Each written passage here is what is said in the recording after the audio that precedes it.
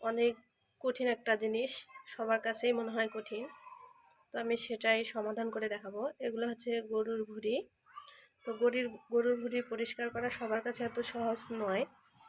তো আমি এই জন্যই শেয়ার করছি। আমি যেহেতু করছি, গরুর ভুঁড়ি নিয়ে এসে পরিষ্কার করছি, তাই আপনাদের সাথে শেয়ার করলাম।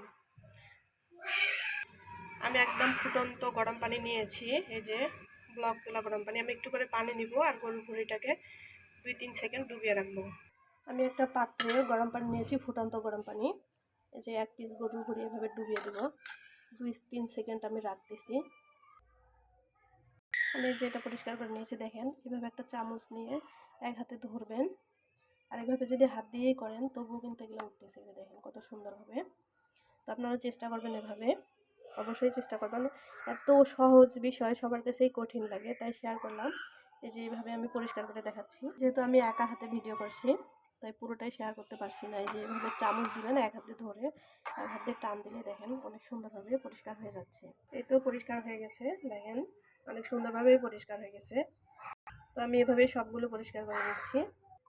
সবগুলোই পরিষ্কার করে নিয়েছি। এই যে এখন আমি খুব ভালোভাবে ধুয়ে নিলে একটুও ময়লা থাকবে না।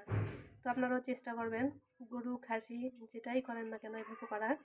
একটু করে ফুটন্ত গরম পানি নেবেন আর ছোট ছোট পিস করে ভুঁড়িগুলোকে 2-3 সেকেন্ড ডুবিয়ে তারপর চামচ বা হাত দিয়ে একটু কষলিয়ে নেবেন, অথবা চামচ দিয়ে এভাবে চেষতে পারেন।